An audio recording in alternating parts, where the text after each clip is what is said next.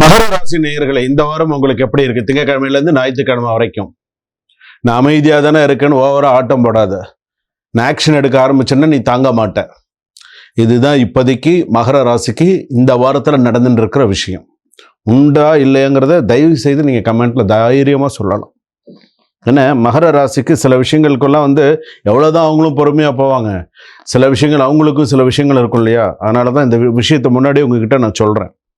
நீங்கள் நீண்ட காலமாக ஸ்ட்ரகிள் செய்த வந்த விஷயங்கள் இப்போது பாசிட்டிவ் டைரக்ஷன் எடுக்கும். ஒரு விஷயத்துக்காக நீங்கள் நிறைய கஷ்டப்பட்டீங்களா? இனிமேல் அது பாசிட்டிவ் டைரக்ஷன் நோக்கி போகும். கவலைப்படாதீங்க. பொறுமைக்கும் எல்லை உண்டு, பொறுமைக்கும் பலன் உண்டு. ஸோ கவலைப்படாதீங்க. நீங்கள் சொல்வதற்கு மதிப்பு கூடும். டெசிஷன் மேக்கிங் பவர் இன்க்ரீஸ் ஆகும். மணி, ரெஸ்பெக்ட், ஸ்டெபிலிட்டி ஸ்லோலி நல்ல இன்ஃபார்ம் ஆகும். உங்களுடைய ஹார்ட் ஒர்க் வெளிச்சம் காணும். நீங்கள் கஷ்டப்பட்டதுக்கு ஒரு நல்ல பலன் கண்டிப்பாக கிடைக்க போகுது. ஹார்டு டாஸ்க் ஃபைனலி கம்ப்ளீட் ஆகும். சீனியர்ஸ்லாம் கூட உங்களை ரொம்ப ட்ரஸ்ட் பண்ணுவாங்க. ரெஸ்பான்சிபிலிட்டி அதிகமாக இருக்கும். அதே போல் பிஸ்னஸ் கட்டுப்பாடு, ஸ்டடி, இன்கம் ரைஸ் நல்லா இருக்கும். அதே போல் சில நேரத்தில் பார்த்தீங்க அப்படின்னு சொன்னால் டியூஸ்டே வெட்னஸ்டே மட்டும் கொஞ்சம் கேர்ஃபுல்லாக இருங்க. டாக்குமெண்டேஷன் எரர் அவாய்ட் பண்ணிக்கோங்க. Business partnership small miss understanding வரதுக்கான வாய்ப்புகள் இருக்குது. கப்புள்ஸ்க்கெல்லாம் பார்த்தீங்கன்னா சாஃப்ட்னஸ் ரிட்டர்ன்ஸ் அப்படின்னு சொல்லலாம். Family decision in your favour அப்படின்னு சொல்லலாம். அதே போல் சில விஷயங்கள் ப்ராக்டிக்கலாக பேச பழகிக்கோங்க. ஃப்யூச்சர் கிளாரிட்டியாக இருக்கும். ஸோ ஞாபகம் வச்சுக்கோங்க. Mother blessings strong this week. அம்மாவுடைய ஆசீர்வாதங்கள் இந்த வாரம் உங்களுக்கு சிறப்பாகவே இருக்கும். அதே போல் சில நேரத்தில் பார்த்தீங்கன்னா ஒரு இடத்துல பிரச்சனை வருதுன்னு வச்சுக்கோங்களேன். அவாய்டு த ஆர்கியூமெண்ட்ஸ். இவங்கிட்ட பேசி சரிசமமாக பேசுகிறத விட நம்ம கௌரவத்தை நம்ம காப்பாற்றிக்கிறது நல்லது அப்படின்னு நினச்சா நீங்கள் எடுத்த டிசிஷன் கரெக்டுன்னு அர்த்தம். ஸோ பார்த்துக்கோங்க. அதே போல் பார்த்தீங்கன்னா ப்ராப்பர்ட்டி விஷயங்கள், சொத்து சம்மந்தமான, விவாகரத்து சம்மந்தமான சில கேஸ் விஷயங்கள்லாம் இருக்கு இல்லையா? அதெல்லாம் ஸ்லோலி சில விஷயங்கள்லாம் மூவ் ஆகும். சில விஷயங்கள் பார்த்தீங்கன்னா இந்த டிவோர்ஸ் கேஸ் மட்டும் கொஞ்சம் சீக்கிரம் முடியறதுக்கான வாய்ப்புகள் இருக்குது. கொஞ்சம் ப்ரெஷர் அதிகமாக இருக்கும்.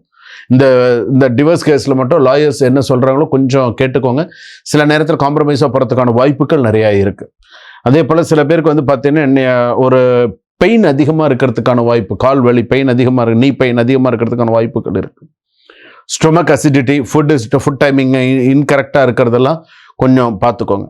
நீங்கள் ஆதிகள் செய்த பாவம் கொஞ்சம் இருக்குது.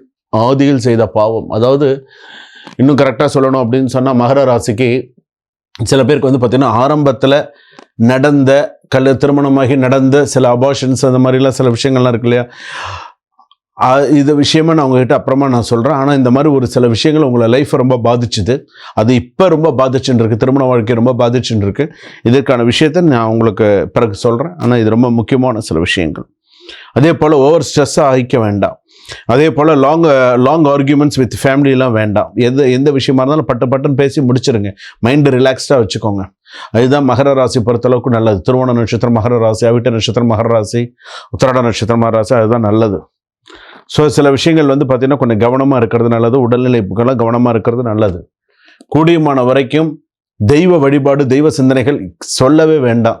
திருவோண நட்சத்திரம் மகர ராசி. ஸோ பொதுவாகவே மகர ராசின்னா இந்த தெய்வ பக்தி, தெய்வ சிந்தனை, ஒரு சில விஷயங்கள்லாம் பார்த்தீங்கன்னா குடும்பத்தில் எல்லாரும் நல்லா இருக்கணும்னு இந்த ஒரு ஜீவனாவது அவசியம் சாமி கும்பிடும். மற்றவங்கெல்லாம் பேருக்கு சாமி கும்பிடுவாங்க. ஆனால் இந்த ஒரு ஜீவன் விழுந்து சாமி கும்பிடும். நிறைய சாமி கும்பிடுவாங்க, நிறைய விஷயங்கள் பண்ணுவாங்க. ஆனால் அவங்களுக்கு நிறைய அதற்கான பலன் அவங்களுக்கு நிச்சயமாக கிடைக்காம இருக்காது. அவங்கள ஒரு நாள் உணர்வார்கள். அதனால் ஸோ நல்லா இருக்குது, கவலைப்படாதீங்க. இந்த வாரம் நீங்கள் சுமந்திருந்த சோகங்கள் வெளிப்படும். ஸோ கவலைப்படாதீங்க, எல்லாம் வெளியாயிடும். நீங்கள் மனசில் வச்சுருந்த சோகங்கள்லாம் நிவர்த்தி ஆகிடும்.